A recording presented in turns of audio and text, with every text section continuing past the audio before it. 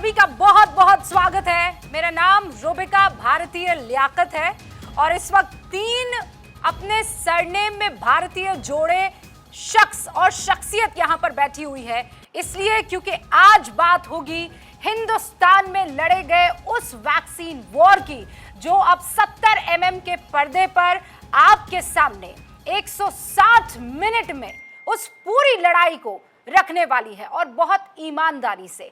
मैं सबसे पहले आपसे तारुफ करवाना चाहती हूं नाना भारतीय पाटेकर का, जो एक्टर के तौर पर वैक्सीन वॉर में छा गए हैं।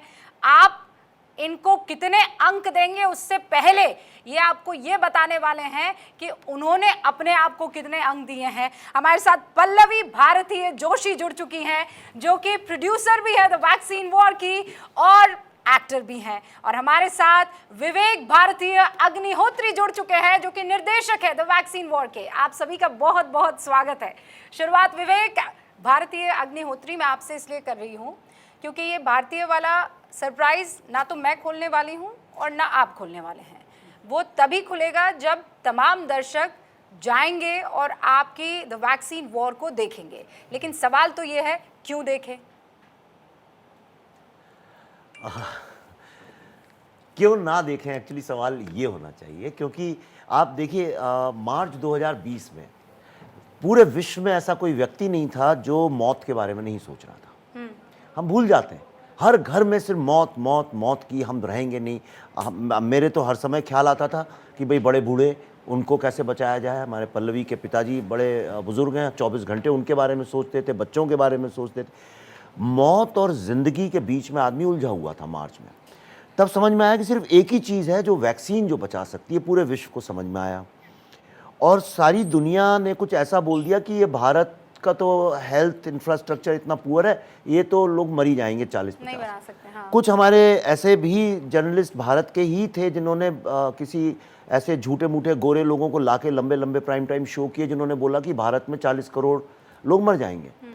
लेकिन वहीं कुछ चंद लोग थे, उन्होंने बोला नहीं, 130 करोड़ लोगों को बचाना है, और वो काम पे लग गए। और 7 महीने के बाद जो वैक्सीन बनी भारत में, उससे 130 करोड़ से भारत के ही लोग नहीं बचे, बल्कि हमने 101 देशों को भी वैक्सीन फ्री में भेजी।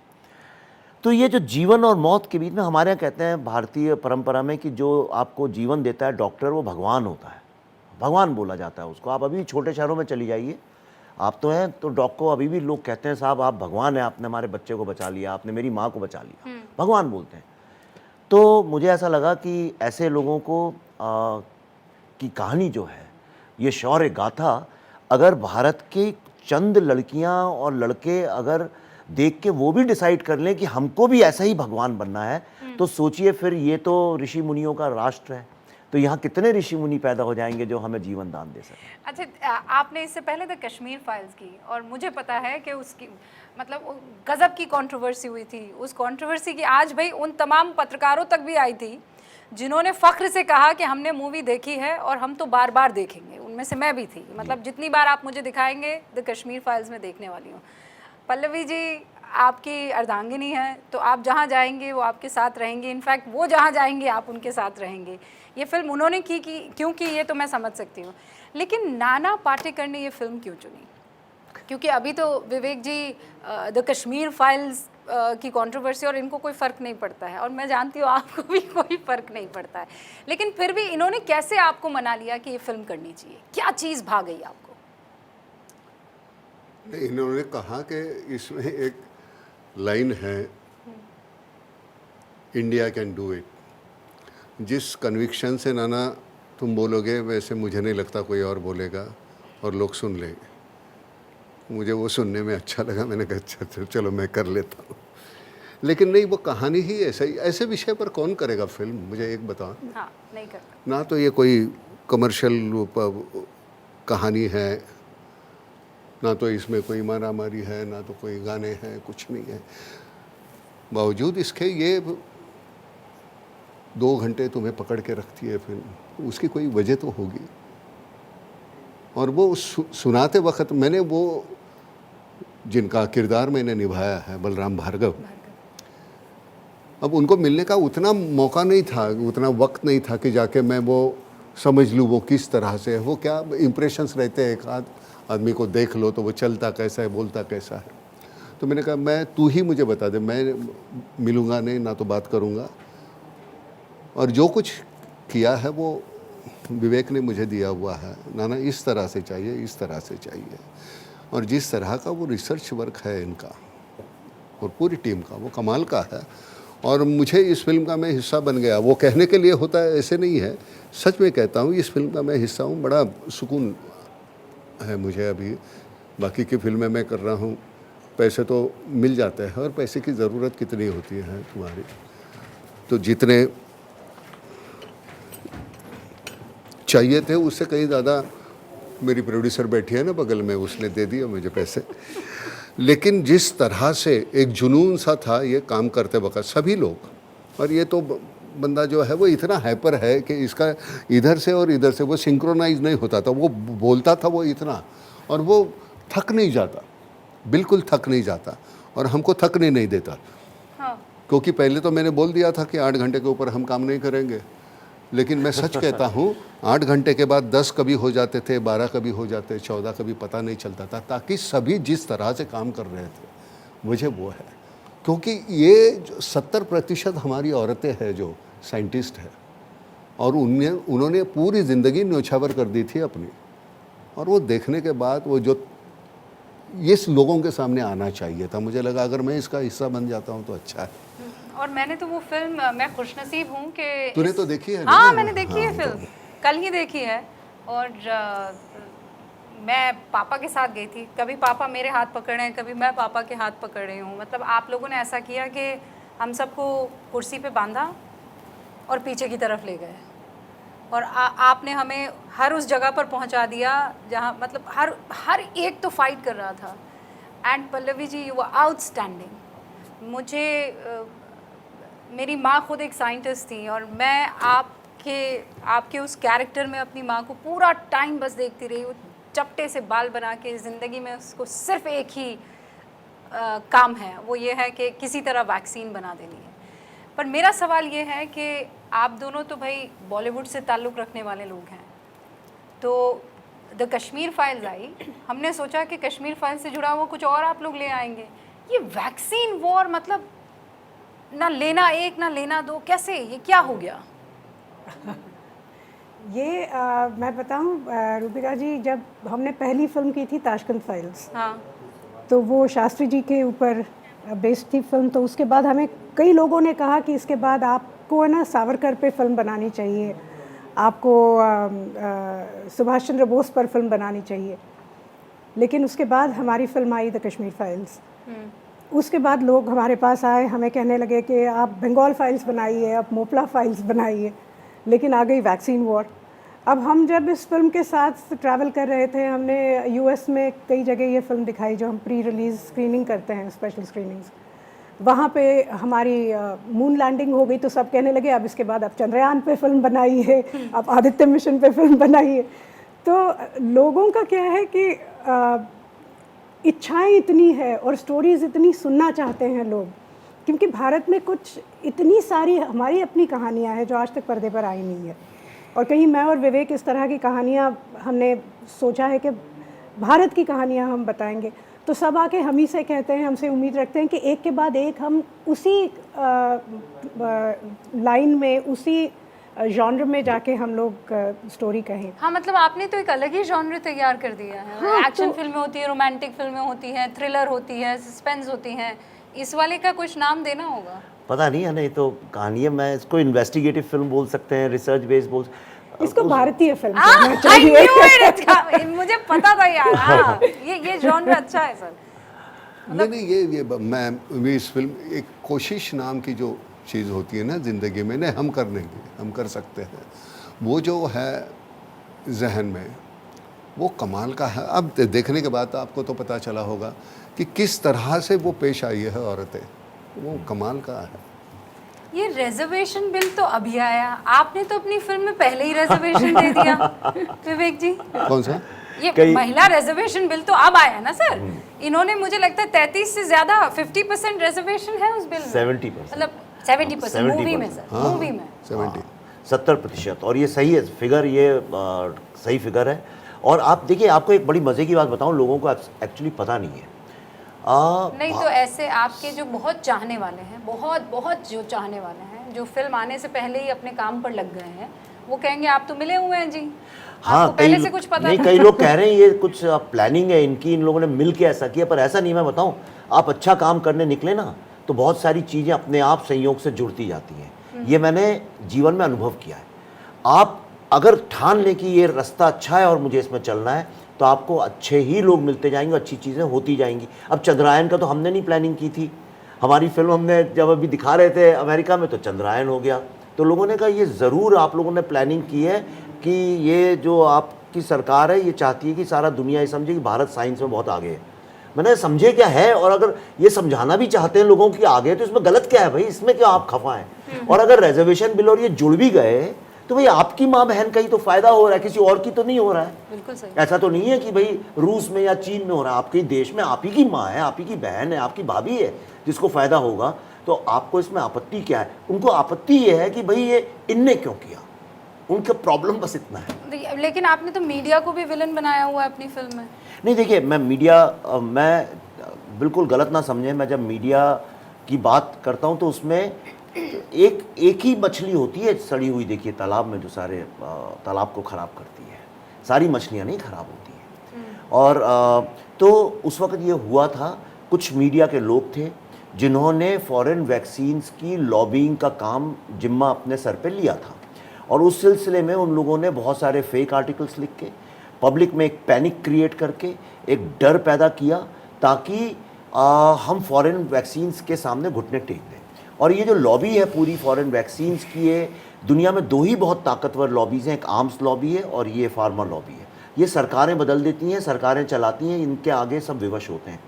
भारत 70 साल से मजबूर रहा है घुटने टेक टेक के। पहली बार एक बहुत बड़ी कैलकुलेटेड रिस्क ली भारत ने, और वो रिस्क ये थी कि इस बार हम घुटने नहीं टेकेंगे इनके सामने। और हम अब देखिए, नहीं बनती तो बड़ी समस्या भी खड़ी हो सकती थी राष्ट्र के सामने। ये बहुत आज नहीं लेकिन दशकों बाद मैं आपको लिख के देता हूँ, लोग इसकी गाथा गाएंगे भारत ने कितनी बड़ी रिस्क ली थी। और मैं हमेशा कहता हूँ, जिस तरह से वर्ल्ड वॉर में अमेरिका का रोल था लीडरशिप लेने का, जब कोविड की दास्तान लिखी जाएगी तो भारत ने क्या लीडरशिप ली है उसको सारी दुनिया मानती है, भारत के चंद जर्नलिस्ट। तो मीडिया दिखाना इसलिए ज़रूरी था क्योंकि वो तो कोर्ट ने डिसाइड किया कि भाई उन लोगों ने एक मास मर्डरर टाइप का रोल प्ले किया था यहाँ पे, ताकि लोग, और वो चाहते थे कि ज़्यादा से ज़्यादा लोग मरें ताकि वो अपना एक राजनीतिक एजेंडा जो उसे पूरा कर सके। ये बातें सुनने में बुरी लग रही होंगी कई लोग को, लेकिन ये तो तथ्य हैं, ये तो कोर्ट ने बोला है और दुनिया मानती है। पर आप कहाँ फिल्में बनाते बनाते जो है इन लोगों से लड़ने निकल गए हैं, मतलब ठान लिया आपने? नहीं, मैं देखिए, हमारा बड़ा एक सिंपल सी फिलॉसफी है।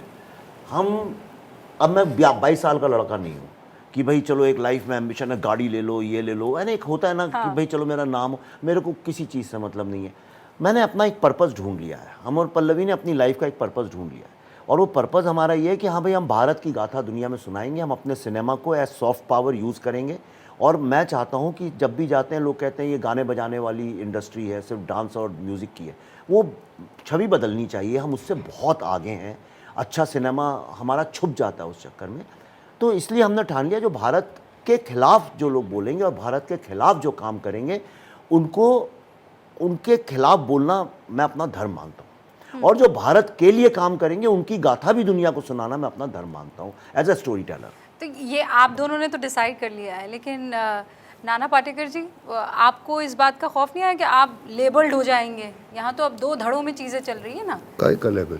ये फला आइडियोलॉजी का है, ये फला विचारधारा का है। मैं बिल्कुल अनाड़ी आदमी हूँ, मुझे जो सही लगता है वो मैं करता हूँ। मैं मुझे रास आता है वो मैं करता हूँ। मैं वेलकम जैसे भी फिल्म करता हूँ तो मुझे लेबल नहीं लगाया। मैं यशवंत जैसी करता हूँ, क्रांतिवीर जैसी करता हूँ, लेबल तो कुछ होता नहीं। एक्टर होने के नाते मेरे हिस्से में जो आए वो करने की औकात मुझ में होनी चाहिए और मैं करता हूँ। अब मैं पहले ही बोला ना, इससे मैं जुड़ा हूँ वैक्सीन वॉर से, मुझे इतना सुकून मिलता है और क्या चाहिए।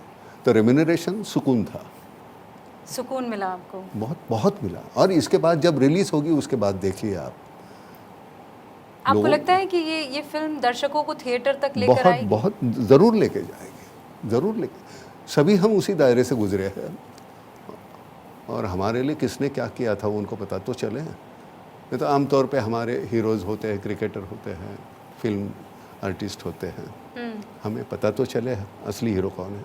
कौन है असली हीरो फिल्म में? देख कौन लो है? ये नहीं हमारे दो चेहरे छोड़ो, ये है वो तो है, लेकिन बाकी जो सही मायने में जिन्होंने किया है उनको देख लो। वो उनकी कहानी कभी लोगों के सामने आती ही नहीं अगर ये बंदा नहीं करता ये फिल्म तो। हाँ, ये बात तो है विवेक जी। ये तो मतलब वो वही पल्लवी ने कहा ना कि एक ही जॉनर की फिल्में करते जाओ, ऐसे तो होता नहीं। उसके जहन में क्या चलता है उसको भी मालूम नहीं है। आज वो क्या सोच रहा है और वो कल कौन सी फिल्म करेगा उसे भी मालूम नहीं है, लेकिन वो जो आता है वो तो एक वो ऐसा जुनून भरा वो आता है, मतलब बच्चा हो जाता है उसको। वो कहता है मैं अभी 20-22 साल का नहीं, वो अभी है ही है वो 16 साल का। तो सच कहते हैं। पल्लवी जी, आप महसूस करती हैं? नहीं आज तो विवेक अग्निहोत्री ने मन बनाया है कि वो ये करेंगे और कल को बोले ना ना पल्लवी करना तो यही है, यही करेंगे। होता है कई बार। आप कान बंद कर लीजिए विवेक। नहीं, ये हम दोनों करते हैं, क्योंकि जब बात ये आती है कि हमारा अगला सब्जेक्ट कौन सा होना चाहिए तो उसके ऊपर विचार विमर्श तो करना पड़ता ही है। तो डिबेट्स तो होती है कि ये करेंगे नहीं, ये करेंगे, इसमें क्या फ़ायदे हैं, इसके क्या प्रोज है, क्या कॉन्स है, इसमें कहानी है कि नहीं, ये बातें तो होती हैं घर पे। और फिर फाइनली जो म्यूचुअली, और सिर्फ हम दोनों नहीं, हमारी पूरी फैमिली, बच्चे भी साथ बैठते मुझे हैं। एक बात मैं तुझे इंटरप्ट कर रहा हूँ। अब इसमें फ़ायदे होंगे नहीं होंगे, अभी इस कहानी में कौन से फ़ायदे थे? पर इनिशियली जब नहीं, उन्होंने फायदा नुकसान में पैसे के बारे में नहीं मैं बोल रहा, नहीं। फ़ायदे मतलब किस किस्म के फ़ायदे की तो बात कर रहा हूँ। कहानी कौन सी? ये कहानी लोगों तक पहुंचनी बहुत ज़रूरी है कि हमारी महिलाओं ने किस तरह से काम किया है, ये मेरे लिए बहुत ज़रूरी था कहना। तो तू सहमत हो गई? हाँ, हाँ कुछ नहीं, वही पूछ रहा था इस कहानी में फ़ायदे कौन से हैं, ये मैं पूछ रहा था। अब ये सोच रहे नहीं, कई सारे नहीं, पैसे के फायदे नुकसान की बात होती तो बॉलीवुड या किसी भी धंधे के साथ तो कश्मीर फाइल्स 2 बना देते, घर में बैठे बैठे पैसे आ जाएंगे अभी, राइट? पर वो हमारा मकसद नहीं है। नहीं, पर वो लोग आप पर आरोप तो बहुत लगाते हैं, और खासकर जो आपके फेवरेट हैं वो ये कहते हैं कि खूब पैसा कमाया विवेक अग्निहोत्री ने, खूब पैसा कमाया, तो जाकर दे आते हैं ना कश्मीरी पंडितों को पैसा। हाँ, वो देखिए, वो तो किसी कश्मीरी पंडित से पूछिए हम क्या करते हैं उनके लिए, क्या नहीं, उन कम्युनिटी से बात करें तब पता चलेगा। लेकिन पैसा कमाने का क्या होता है लोगों को कुछ पता नहीं है। इसमें जी स्टूडियोज़ मेन प्रोड्यूसर है इसमें, उसके बाद एक और प्रोड्यूसर है। हमारे पास जो आया पैसा वो हमने सारा इस फिल्म में लगा दिया है। फिल्म सिर्फ हमने बनाई है, इसमें कोई और इन्वॉल्व नहीं है, सिर्फ मैं और पल्लवी, वो सारा इसमें हमने झोंक दिया है, राइट? और अभी भी हम कैसे भाग दौड़ कर रहे हैं, कैसे हम फ्लाइट्स में एक एक पैसा बचा बचा के घूम रहे हैं, वो हम ही जानते हैं। और अगर ये फिल्म समझिए नहीं चलती है तो हम वहीं आ जाएंगे जो कश्मीर फाइल्स बनाने के पहले हम जहाँ पे थे। तो ये हम लोगों को क्यों बताएं? ये कोई अपने शौर्य की गाथा बताने के नहीं है लोगों के, और किसी को क्या लेना देना। अब अगर ऐसे सवाल है तो सवाल फिर ये भी पूछे जाने चाहिए कि भाई इस फिल्म को देख के कितने लोगों ने रॉ ज्वाइन कर लिया। नहीं, हमारी फिल्मों में रॉ और स्पाई दिखाते हैं, अभी जैसे जवान फिल्म आई है, तो सवाल पूछना चाहिए भाई कितने लोगों ने रॉ ज्वाइन कर लिया। दंगल के बाद कितनी महिला एथलीट्स को आमिर खान साहब ने पैसे दिए, या जवान के बाद शाहरुख खान साहब कितने रॉ के जो लोग मर गए हैं उनकी विधवाएं हैं उनको कितना पैसा। ये बेवकूफ़ी के सवाल हैं और इसका जवाब देने का कोई तात्पर्य नहीं है। ये तो चिढ़े हुए लोग, हारे हुए लोग इस तरह की बातें करते हैं। अच्छा पल्लवी जी, जब आप, क्योंकि आप भी महिलाओं के लिए ये फिल्म है, वैक्सीन के लिए ये फिल्म है, एंटी इंडिया नैरेटिव जो लोग बनाने की कोशिश करते हैं उनके लिए खूब रिसर्च हुई थी बेइंतहा? जी, रिसर्च तो बहुत हुई थी। हमारी पूरी टीम, हमने जब वो नहीं तो इसमें फैक्ट कितना है और इसमें रील कितना है? मतलब इसमें सब कुछ फैक्चुअल है। सब फैक्चुअल है? सब फैक्चुअल है। यहाँ तक कि उनकी जो घरों की समस्याएं जो दिखाई हैं महिलाओं की, वो तक सही है। इनफैक्ट विवेक ने वो थोड़ा डाइल्यूट ही किया है उसको, क्योंकि पर्सनल लाइफ किसी की हम लोग एक हद के आगे जाके नहीं दिखा सकते। प्रॉब्लम्स उनको और भी आई थी पर्सनल फ्रंट पे, लेकिन वो थोड़ा सा हमने डाइल्यूट ही किया है, लेकिन जो जो हुआ है वो सब सही था। वो जो हम दोनों का जो उसमें कांस्टेंट जो टकराव है वो भी सही है, वो भी वैसे ही हो रहा था। क्योंकि doctor Bhargav was a man in hurry and rightfully so, क्योंकि वैक्सीन कम से कम समय में बनानी थी। इम्पॉसिबल डेडलाइंस वो रखते थे अपने सारे जूनियर्स के सामने, और उन डेडलाइंस को कैसे पहुंचा जाए वहाँ तक। सारी औरतें 20-20, 22-22 घंटे लैब में खड़े रहकर काम कर रही थी उस सूट में जिसमें आर्टिफिशियल ऑक्सीजन होता है। 4 घंटे उसमें रहना मुश्किल है, उसमें 22-22 घंटे खड़े होकर उन्होंने काम किया है। तो एक impossible almost in human situations में काम हुआ है, लेकिन ये भी एक वॉर थी, तो they had to fight like soldiers. आपके लिए सबसे डिफिकल्ट कौन सा पल था, या फिर कोई ऐसा पल जो आपके दिल में रच बस गया है इस फिल्म के परिप्रेक्ष्य? इस फिल्म के परिप्रेक्ष्य मुझे एक जो चीज़ मुझे सबसे ज़्यादा चुभ गई थी वो ये थी कि विवेक ने एक छोटा जो बच्चा दिखाया है, वो माली का बेटा जो आके फूल देता है, वो एक्चुअली एक एनआईवी में है बच्चा, कि जो हमेशा वो डॉक्टर प्रिया अब्राहम को चाय ला के देता था, और वो जब भी वर्कड अप होती थी डॉक्टर भार्गव के कॉल के बाद, तो वही आके प्लेकेट करता था उनको कि मैम चाय पी लीजिए, आप गुस्सा शांत कर लीजिए। तो वो भी एक कैरेक्टर उसमें विवेक ने जोड़ दिया था। तो आप ये कह रहे हैं कि वो सारे कैरेक्टर्स जो हमें उस 70 mm पर दिखने वाले हैं, वो सारे कैरेक्टर्स वेल रिसर्च्ड हैं उसमें से? असली नाम है उनके सारे। उनके असली हाँ, नाम वो तो है, लेकिन जैसे ये जो एक कैरेक्टर का जिक्र कर रही हैं, ये सब बिल्कुल असली हैं एकदम। और इनके डायलॉग्स भी इस फिल्म के, मैं आपको सच बताऊं, अगर आप लास्ट का अगर छोड़ दें जो नाना जी का है, उसको एक्चुअली बहुत से डायलॉग, अगर भारत बायोटेक में भारत नहीं होता और आईसीएमआर में इंडिया नहीं होता तो आपको हमारी वैक्सीन अच्छी लगती है। मैंने नहीं, तो कृष्णा अल्ला जी का डायलॉग है, टीवी पे है, टीवी डिबेट में उन्होंने बोला था कि अगर भारत बायोटेक में भारत नहीं होता तो सबको हमारी वैक्सीन अच्छी लगती। इसमें तो 70% डायलॉग ही उन लोगों के हैं साइंटिस्ट के।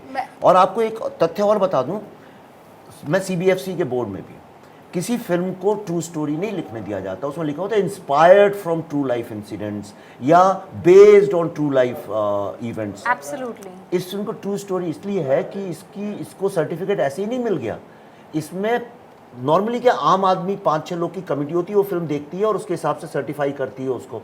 पर इसमें भारत के जो टॉप मोस्ट जो साइंटिस्ट और डॉक्टर्स थे, वो बैठ के उन लोगों ने इस फिल्म को देखा और 25 चीज़ें छोटी छोटी हमने करेक्ट भी की हैं। उसके बाद कहीं एक वर्ड गलत हो गया था, वो भी 6-7 दिन पहले पल्लवी के डबिंग करके चेंज किया, एक एक चीज़ को करेक्ट किया गया। तब ये फिल्म सामने आई है लोगों के, क्योंकि हमारी जिम्मेदारी इतनी ज़्यादा थी। ये कोई पॉलिटिकल फिल्म तो है नहीं, ये कोई ऐसी एंटरटेनमेंट की नहीं है, ये एक भारत का डॉक्यूमेंट हो गया। अब 100 साल बाद भी जब जैसे वर्ल्ड वॉर के ऊपर फिल्में बनती हैं, उसमें बहुत रिस्पॉन्सिबिलिटी से बनाई जाती हैं, तो 100 साल बाद कोई देखे तो ये एक टेक्स्ट बुक है। अब विश्व में आप ये फिल्म किसी को दिखा दें, एक इसमें 0.1% नहीं कह सकता कि ये गलत है। और मैं आपको ये भी बता दूं, इसमें जिस आप मीडिया की बात कर रही हैं, उनकी भी हर चीज़ उनने जो लिखा हमने वही दिखाया है। जितने ट्वीट्स हैं जो उनने हमारे मन से कुछ, हमारे कल्पना से कुछ भी नहीं है इसमें।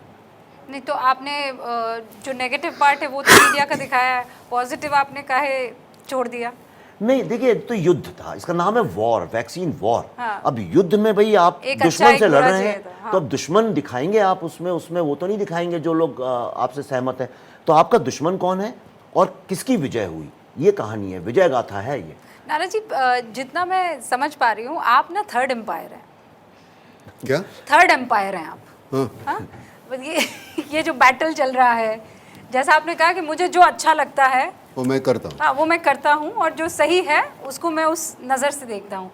तो अभी देश में जो चल रहा है उसको आप देखते हैं कि नहीं, मेरे ब्लिंकर्स लगे हुए हैं और मैं अपना काम करता रहूँगा, चलता रहूँगा? मेरे पास इतना बड़ा माध्यम है, उसके ज़रिए जितना कह सकता हूँ मैं वो कहने की कोशिश कर रहा हूँ, तो ये लगाने की कोई बात ही नहीं आती। नाम फाउंडेशन के माध्यम से जितना कर सकते हैं उतना करना है। हर कोई चीज़ हम कर नहीं सकते ना, हर आदमी। तो मुझे कोई ये ज़रूरी नहीं है कि पॉलिटिक्स में मैं कूदूँ और वहाँ की मैं कोई स्टेटमेंट्स करूँ। नाम फाउंडेशन के, मैं आपको शायद मालूम नहीं होगा, जो किसानों के लिए हम काम कर रहे हैं, सर, सबको, जवानों पूरे के लिए देश कर को रहे हैं मालूम हम। है। तो अब हम कहीं जगह, मतलब आज गुवाहाटी में चल रहा है, राजस्थान में चल रहा है, कश्मीर में चल रहा है स्कूलों का काम, तो ये उसके लिए चिल्लाने की कोई ज़रूरत नहीं। मैं आपको एक नाना के बारे में एक बात बताता हूँ। ये एक तो रहते हैं कहीं बहुत दूर गांव में, खेड़े में, पूना से भी दूर, खड़क वाला, इनके यहाँ जाने में ही जान निकल जाती है। तो हम इनके यहाँ जब गए तो मैं तो पहली बार इनके पास पहुंचा, मुझे सबने कहा था बहुत अच्छा, इससे पहले आप लोगों ने कभी काम मैं नहीं नहीं, किया? पल्लवी ने काफ़ी किया पर मैं कभी नहीं मिला था इसके पहले। तो जब हम गए इनके वहाँ गांव में, इसलिए बता रहा हूँ लोगों को बता दो यार, कुछ जो चीज़ें भी लोगों को पता नहीं होती हैं, जो तो खटकी लोग है वो भी बता दो। सब समझ गया? हाँ, जो खटके वो भी बता हाँ, दीजिए। सब कुछ बता दो। तो मुझे सबने बोला था कि भाई पहले तो कि ये तो पागल आदमी है और ये तो डायरेक्टर को मार भी देता है। तो मैं क्या, मैंने इनसे कहा देखो भाई मुझे 4 झापड़ मार देना, अकेले में मार देना, लेकिन जो लिखा है वो तो नानक करना है। एक ऑर्डिनरी आदमी है जो एक्स्ट्रा ऑर्डिनरी काम करता है ये। यानी तो वहाँ बड़े किसान और गाँव के लोग आए इनके यहाँ। हाँ। पहले तो ये खुद खाना बनाते हैं, खुद खिलाते हैं, और जब तक आप खा नहीं ले माँ की तरह, जो छोटे शहरों की माएँ नहीं होती हमारे हाँ, मिडिल क्लास की, हाँ। कि पहले सबको खिलाती है फिर खुद खाती है, इनका भी है, ये पहले आपको खिलाएंगे, जब आप खा लेंगे तब ये बैठ के खाते हैं। तो इनने वहाँ हमारे लिए खाना ना खिलाया। फिर बाहर गए तो इनके बड़े सारे गाँव वाले आए, तो गाँव वाले आके इनका पाँव छूते, तो ये भी पलट के उनका पाँव छूते। मैंने कहा ये क्या कर रहे नाना? कहते हैं हमने प्रथा बना ली है भाई, वो मुझे इज्जत दे रहा है मैं भी उसको इज्जत दूंगा, वो पाँव छू रहा है तो मैं भी उसके पाँव छू, मैं क्यों नहीं छूँ उसके। ये चीज़ मुझे इतनी अच्छी लगी, इतनी ज़्यादा अच्छी लगी। मैं सोच के गया था कि नहीं बनेगी, कुछ होगा, मैं देखूंगा, अगर एटीट्यूड हुआ, टेम्परामेंट है ये तो सोचूंगा। हालांकि गया तो इसी मन से था कि किसी और के साथ नहीं कर, पर उसके बाद मैंने कहा कि may be he is a very misunderstood person, लोग गलत समझते हैं। तब मुझे काम करते करते ये समझ में आया कि ये वाकई में पागल आदमी है, और पागल मैं चाहता हूँ कि फिल्म इंडस्ट्री में ऐसे 100 और पागल एक्टर्स हों, क्योंकि जब आपको वो पागलपन होता है अपने काम को लेके जुनून जिसे कहते ना, हैं। हाँ, सोक्रेटिस भी तो पागल था, आइंस्टाइन भी तो पागल था, डाली भी तो हाँ, ऐसा ही डाली था। भी। जो लोग परफेक्शन की तरफ भागते हैं और उन्हें जब लगता है ये जीवन और मौत। मैं आपको एक और नाना के बारे में बताता हूँ, पब्लिक नहीं जानती। आप एक लिस्ट बनाइए भारतीय एक्टरों की। हाँ। बलराज साहनी के बाद से मैंने कोशिश की बनाने की कि कौन है जिन्होंने छोटा रोल भी हो, घटिया, कई बार एक्टर लोग कर लेते हैं पैसे के लिए काम, कई बार जानते हैं ये फिल्म बन नहीं रही, अच्छी है, कोई देखेगा नहीं, चलो इसमें अब ध्यान नहीं देते, जो डायरेक्टर बोल रहा है कर लो। पर आप देखिए नाना ने किसी रोल में आज तक कॉम्प्रोमाइज़ नहीं किया। फिल्म खराब होगी, अगल बगल के सब लोग खराब होंगे, पर ही विल स्टैंड आउट, क्योंकि ये पागलपन है। और मैं चाहता हूँ ऐसे और पागल लोग हों यहाँ पे। अफसोस ये है कि हमारे एक्टर पागल नहीं है काम को लेके, और चीज़ों के लिए तो बहुत पागल है, सिर्फ काम को लेके उन्हें सिर्फ एक्टिंग छोड़ के सब पता है, सब करना है। अब तो ये एक 16 साल का बच्चा, दूसरा पागल, पल्लवी जी ने कैसे हैंडल किया? कैसे हैंडल किया आपने? मैं बहुत अच्छा, ये honestly- दोनों लड़ते थे स्टेज पर? कभी ऐसा नहीं। हुआ कि सेट पर कभी नहीं। तुझे पल्लवी ऐसे कभी नहीं लगा कि यार ये शूटिंग खत्म होने तक ये कहीं बौखला जाएगा, कहीं मुझे नाना every day I was walking on tenterhooks कि आज कुछ होगा, आज कुछ होगा। जब से विवेक ने ये सोच लिया था कि नाना को कास्ट करेंगे, तब से मैं अपनी जान मुट्ठी में लेके बैठी थी, क्योंकि मैंने कहा कुछ क्या हो जाए सेट पे, अभी सेट तो मेरा है, टीम तो मेरी है, अब मैं कैसे हैंडल करूँगी सिचुएशन। तो मैं बिल्कुल ऐसे तैयार थी अपनी पूरी, मतलब कवच वगैरह लगा के कि अब जैसे ही कुछ होता है मैं I am going to get into action. कुछ हुआ ही नहीं सेट पे। विदाउट यानी ही इंसिडेंट surrender। निकल फिक्र गया। मत कर, हो जाएगा। विदाउट तो मैं ग्लव्स पहन लेती हूँ, चलो वापस। And he has a great sense of humour, बहुत बहुत अव्वल दर्जे का सेंस ऑफ ह्यूमर है नाना को, कमाल का है। लेकिन प्रॉब्लम ये है कि वो सामने वाले का इतना आईक्यू नहीं है कि वो समझ पाए, हाँ, समझ नहीं आता वो। है ना? तो और आपने विवेक जी के बारे में क्या रखा हुआ था दिमाग मैं में? सच कहूँ तो मैंने उसके आज तक एक भी फिल्म नहीं देखी, कश्मीर फाइल्स नहीं ना, देखी आप? कुछ नहीं। मैंने कहा मुझे अपने जहन में कि ये इस किस्म का डायरेक्टर है, ये इस तरह से करता है, ये मैं नहीं जानना चाहता था। जैसे मैं बलराम भार्गव जी को नहीं मिला, वैसे इसको भी मैं, इसका कोई काम मैं देखा नहीं मैंने। आज अब जाके मैं देखूंगा। इसने, तुझे मालूम नहीं, तूने जो देखी है ना फिल्म, हाँ। वो इतनी सी है, इसने इतना शूट किया। 4.5 घंटे की फिल्म बनी थी। अरे सर, वो कश्मीर फाइल्स में भी इस आदमी ने इतना शूट किया कि उसके बाद जो है इन लोगों ने जो वो तो मैं देख भी नहीं सकती थी सर। मैं सच बता रही हूँ, आपको कश्मीर फाइल्स एक बार जरूर देखनी। नहीं, मैं ज़रूर देखूंगा। और तो फिर मैं कभी जो है सीन वो मैं देख रहा था, मैंने कहा ये क्यों काटा, ये क्यों काटा, ये क्यों काटा, इतना कुछ काटा है। मैं अपने बीबी का सब कुछ रख दिया, हमारा सब कुछ काट दिया। ऐसा मत बोलो।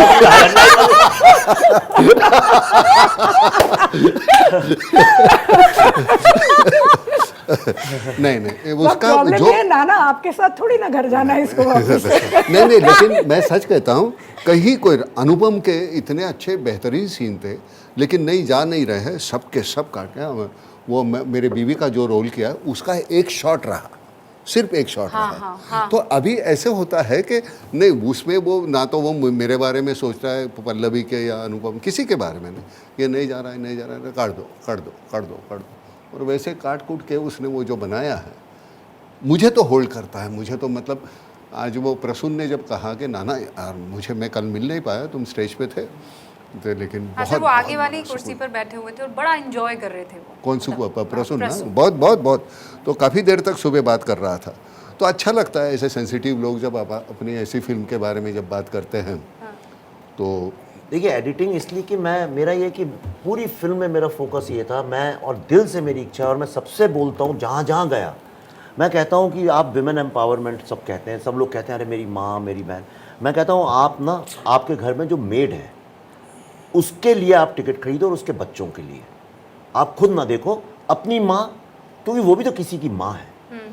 मेरा ऐसा एक ड्रीम है कि अगर 10 लड़कियों और 10 लड़कों ने भी इस फिल्म को देखने के बाद ये डिसाइड कर लिया, जो ऑलरेडी हो चुका है नंबर, कि यार मैं तो साइंटिस्ट बनूंगी या साइंटिस्ट बनूंगा, उस मेड सर्वेंट के बच्चों ने कर लिया, तो सोचिए नीचे से कितनी बड़ी ताकत भारत में पनप के आएगी। और अगली जो लड़ाई है दुनिया की, वो सिर्फ आर्टिफिशियल इंटेलिजेंस और बायोटेक्नोलॉजी से ही है। सारे वर्ल्ड का जो पैसा है रिसर्च का, इन्हीं 2 फील्ड्स में जा रहा है। बायोटेक्नोलॉजी में अगर भारत आगे निकल गया तो जो हमने 2000 में इंफॉर्मेशन टेक्नोलॉजी में किया था, सबको पीछे छोड़ देंगे। ये तो गारंटीड है, वाह, ये गारंटीड है। आपने उसमें एक डायलॉग भी है डॉक्टर भार्गव का, नाना जी, जिसमें कह रहे हैं कि मैं शब्दशः मुझे याद नहीं है, लेकिन इसे जीता जाएगा सिर्फ साइंस के जरिए। हाँ, वो नहीं, वो जो कहते हैं कि ये जो मुझे बताया गया, जो मोदी जी के साथ हमारी मीटिंग होती है, तो मुझे पूछते हैं सभी कि आप मीटिंग हो गई, मैंने कहा हाँ हो गई। तो क्या, तो उनका कहना ये है कि अगर कुछ जीत सकते हैं हम तो साइंस के माध्यम से ही जीत सकते, बाकी कोई चारा नहीं है। और ये सच है। ये मोदी जी, प्राइम मिनिस्टर ने ये बोला था कि भाई, एग्जैक्ट डायलॉग है फिल्म के अंदर जो मोदी जी ने बोला, जो मुझे बताया गया, साइंटिस्टों ने बताया है, मैं तो था नहीं उस मीटिंग में। उन्होंने बोला देखिए आपके पास बहुत सारे लोग टोने टुटके ये सब दुनिया भर की चीज़ लेके आएंगे। ये टोने टोटके, हाँ, ये इसका ये डायलॉग लिखा था, टोने टोटके। ये मेरे मुंह से निकल ही ना 25 टेक हो गए, और ये सामने बैठी थी और वो टोने टोटके लफ्ज आता था तो ये इसके चेहरे में ये ऐसे आता था, वो मतलब, और ये समझता था कि मैं गलती कर रहा हूँ, इसके चेहरे पे हंसी आती थी कि अभी ये गलती करेगा, और मुंह में मेरे लफ्ज टोने टोटके वो बैठा ही नहीं उस वक्त। क्यों ऐसा? मालूम नहीं है, ये टंग ट्विस्टर हो गया। पर उन्होंने एग्जैक्टली ये साइंटिस्ट लोगों ने मुझे बताया है कि उन्होंने बोला था, प्राइम मिनिस्टर ने, कि भाई बहुत सारे लोग आपके पास ये कर लो वो कर लो, आप लेकिन साइंस को मत छोड़ना, चाहे कुछ भी हो जाए। और ये एक उससे इतना कॉन्फिडेंस आया इन लोगों में। उसके बाद वो फिल्म में भी सीन प्राइम मिनिस्टर के कॉन्टेक्स्ट में नहीं आया, तो only science can win this war, ये मोटो बन गया था सबका। और ये आपने देखा होगा, पॉल साहब के भी इंटरव्यूज़ देखे होंगे, हमारे जो वीके पॉल साहब थे, तो सब लोगों ने उसको एक मंत्र की तरह यूज़ किया। और मुझे इस बात की बड़ी खुशी है कि भारत ने इस मंत्र को यूज़ किया कि only science can win this war. तो बैकग्राउंड में तो साइंस वॉर जीत रहा था, पॉलिटिकली जो भी चल रहा हो चल रहा। अब नाना जी, आप तो ए पॉलिटिकल आदमी हैं, लेकिन इस वक्त आप भारत को कहाँ जाता देख रहे हैं? आपको यहाँ हम कहाँ थे और हम आज कहाँ हैं। और मुझे पॉलिटिक्स समझता नहीं, मैं किसी पक्ष का नहीं हूँ। लेकिन मेरे पास ये मानने के सिवाय विकल्प नहीं है, हम आज यहाँ है। और ऐसा कहने के पीछे आपका मकसद, वजह? वजह कुछ नहीं है, इसलिए है भाई। वजह क्या होती है? कोई वजह नहीं, कोई वजह नहीं है। इधर तो अब हमको मानना पड़ेगा भाई, हम इधर है, मुझे क्या है। पर उतने ही स्ट्रांगली नाना जी बहुत से लोग हैं जो कह रहे हैं कि ये ऐसे हुआ करता था, इसे यहाँ लाकर छोड़ दिया। तो वो उनको कहने दो, मैं ये कह रहा हूँ, वो कह रहे हैं। पिछले 3 साल का ही ग्राफ अगर हम लोग देखें तो सबसे पहले तो हमारी इतनी बड़ी कामयाबी कि हमने ये वैक्सीन बनाया, अपने देश के लोगों की जान बचाई, 135 करोड़ लोगों की, 101 देशों को हमने मुफ्त में वैक्सीन दी, तो हमने इतनी जानें बचाई हैं कोविड के दरमियान। ये हमारी सबसे बड़ी एक उपलब्धि है। इसके बाद हमारा चंद्रयान सक्सेसफुली लैंड हो गया है, ये हमारी दूसरी अचीवमेंट है। तीसरा हमारा आदित्य मिशन शुरू हो गया, ये हमारी तीसरी अचीवमेंट है। तो देखते ही देखते, मतलब इससे पहले कि हम कुछ सोचे या फिल्म मेकर सोचे भी कि अरे चलो कोई चंद्रयान पे फिल्म बनाए, भारत इतनी तेज़ी से आगे बढ़ रहा है, ये तो सामने प्रूफ्स हैं हमारे। और क्या प्रूफ्स चाहिए किसी को कि भारत कितनी तेज़ी से आगे बढ़ रहा है? ये दुनिया मानती है। अमेरिका हम बहुत जाते रहते हैं। मैंने पिछले 2021 में मैं गया था और आज 2023 है, और मैं आपको सच बता रहा हूँ, सारे सेनेटर्स, कांग्रेसमैन हमारी फिल्म देखने आते हैं, कई पार्टी के प्रेसिडेंट्स भी आए, कई सारे लोग आते हैं, मीडिया वाले। मैंने एटीट्यूड देखा है चेंज होते हुए। पहले हम ऐसे खड़े होते थे, आज वो ऐसे हमारे सामने खड़े होते हैं। उनको लगता है कि भारत वर्ल्ड की सबसे फास्टेस्ट ग्रोइंग पावरफुल कंट्री है, और ये इसको कोई डिनाई, ऐसे ही थोड़ी व्हाइट हाउस में 10,000 भारतीयों को के लिए गेट खोल दिया गया सुबह सुबह। उसके पीछे कारण है उसका, और कारण ये है कि हम वाकई में हमारे लोग, आप ये देखिए, चाहे बैंकिंग सेक्टर है, चाहे फाइनेंस सेक्टर है, चाहे एविएशन सेक्टर है, चाहे टेक्नोलॉजी सेक्टर है, चाहे साइंस सेक्टर, सब में आप देखिए भारत यूँ बढ़ रहा है। और उसके पीछे औरतें हैं, ये कोई आज रिकग्नाइज नहीं कर रहा है इस बात को, पर इतना ज़्यादा विमेन पावर इंडिया का जो नीचे से बेटी पढ़ाओ बेटी बचाओ बहुत सालों से चल रहा है, ऐसा नहीं अभी हुआ है, पर उसके रिजल्ट्स, वो जो 5 साल की बच्ची आज से 10 साल पहले 5 साल की थी, आज वो 15 साल 17 साल की, और वो इकोनॉमी में कंट्री को आगे बढ़ाने में जुड़ रही है उसके साथ। जब आप इतनी अच्छी बातें बता रहे हैं, आप भारत के पक्ष में अपनी बात रख रहे हैं, तो फिर आप ये क्यों कहते हैं कि आपकी फिल्म पर एम्बार्गो लगा दिया गया है? कुछ लोग हैं जो आपकी फिल्म को नहीं चलने देना चाहते। ये कौन लोग हैं और क्यों ऐसा चाहेंगे? You are talking in favour of our own country. नहीं, देखिए, अब ये मुझे क्या होता है ना, कई बार लोगों को ये लगता है कि आप किसी की कामयाबी की बात कर रहे हैं तो शायद उनकी नाकामयाबी हो रही है उसमें। कई लोग जो हैं वो हर समय कोशिश करते हैं उनके सामने और बड़ी लकीर ना आए। और ये जो एम्बार्गो वगैरह का है, तो आप सबके आंखों के सामने है। आजकल तो अगर आप एक अपनी फिल्म का नाम भी लिख दें तो 100 लोग उसको यूट्यूब में आके रिव्यू करते हैं, और दुनिया भर की चीज़ें होती हैं।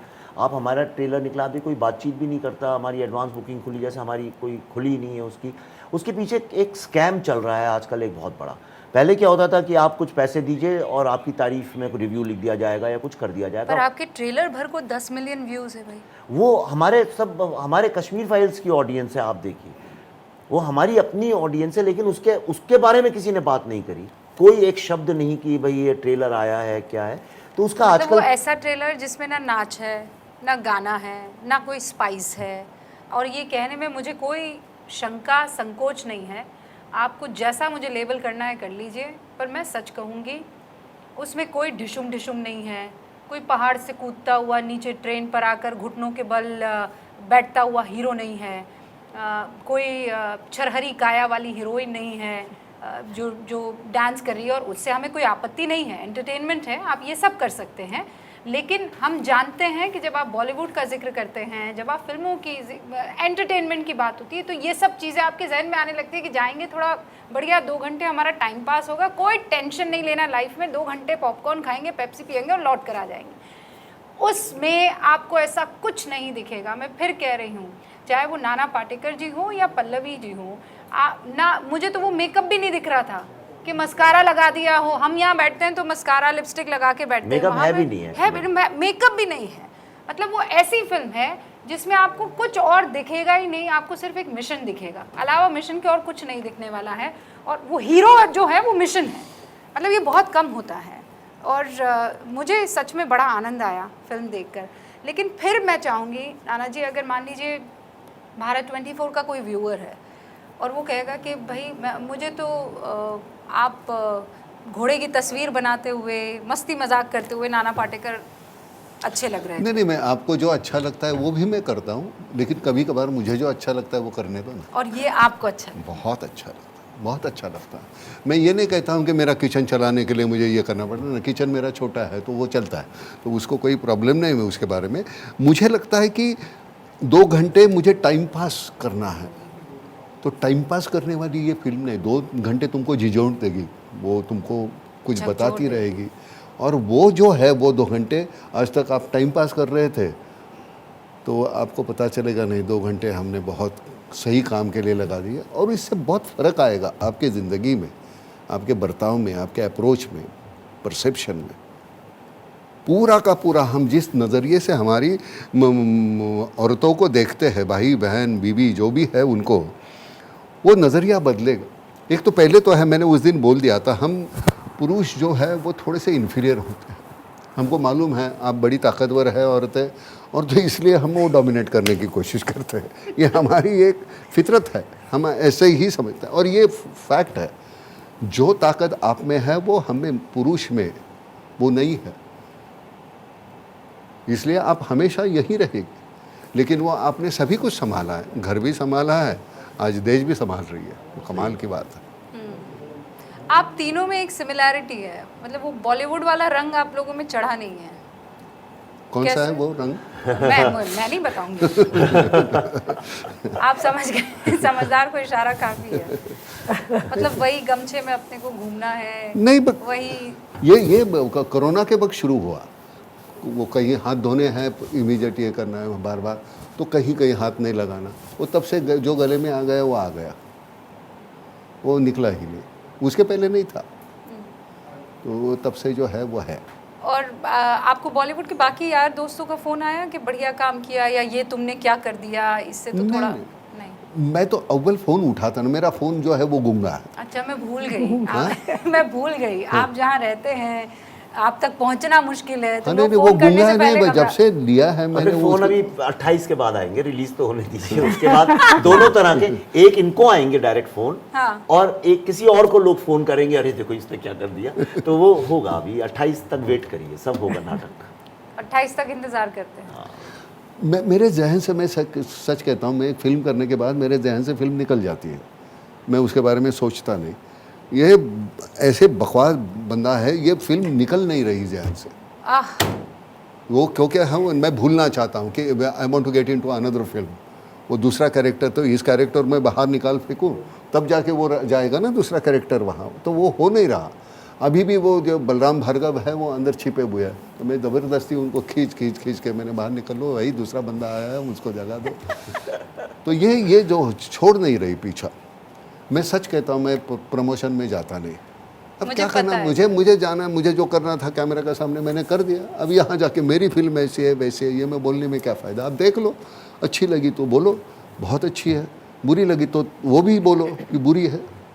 हम क्या बोलेंगे, हमको जो करना है हम वो शूटिंग के वक्त किया ना। कितना करना था, क्या क्या करते थे। सुबह उठाता था यार, मैंने कहा रात को तूने 12 बजे पैकअप किया है यार, सुबह ना 5 बजे आएगा, कोहरा होगा, ये होगा, अरे धुंध होगी यार, मुझे सोने दे यार। वो तो मानता ही नहीं था। लेकिन वो गए हम, कभी कभी वो अकड़ता था, मैं नहीं यार बस बहुत हो गया यार, लेकिन फिर भी वो, क्योंकि वो एक दिन की वो परेशानी होगी, लेकिन ये ज़िंदगी भी रहेगा ना शॉर्ट। वो टाइम मशीन है ये फिल्म, सच तो ये है, क्योंकि मैंने उसे महसूस किया है। मैं फिर कह रही हूँ ना कि वो आप लोग कुर्सी पर बांध लेते हैं और उस पर तो पेटी भी नहीं बांधते कुर्सी की। परेशानी ये है, इस फिल्म में जो सीट बेल्ट है वो भी नहीं है। आप कुर्सी पर बैठे और आपको धक्का दिया और पीछे 2020-21 उसमें पहुंचा दिया। और हम जैसे लोग तो उसे हमने जिया है। मतलब कोरोना टाइम में हम भी आते थे ऑफिस में, एक एक सीन मैं ये गारंटी ले सकती हूँ कि वो, जैसे नाना जी कह रहे हैं, नाना जी तो फिल्म से जुड़े हुए हैं, मैं तो वहाँ पर एक दर्शक के तौर पर बैठी हुई थी। एक एक सीन ऐसा है जो आपको जाने से रोकेगा। एक बार रुक जाओ, थम जाओ, आत्मसात करो और आगे बढ़ो, क्योंकि ये हिंदुस्तान की विजयी गाथा है। अगर मैं ये कहूँ तो गलत नहीं होगा। और इस विजयी गाथा का हिस्सा बनने के लिए आप, यानी आपका नाम, आपका वो सरनेम, जब आप बाहर निकलेंगे उसमें अगर भारतीय आप ना जोड़े तो मेरा नाम बदल दीजिएगा। इतना मैं गारंटी के साथ कह सकती हूँ। आप तीनों का बहुत बहुत शुक्रिया हमारे साथ जुड़ने के लिए भारत 24 पर, और खूब सारी आपको शुभकामनाएं। ऐसे ही भारत के पक्ष की फिल्में बनाते रहिए, मुस्कुराते रहिए और आगे बढ़ते रहिए। बहुत बहुत शुक्रिया। भारत 24 पर अब आगे कुछ और आप खबरें देखने वाले हैं। मुझे दीजिए इजाजत, देखते रहिए भारत 24।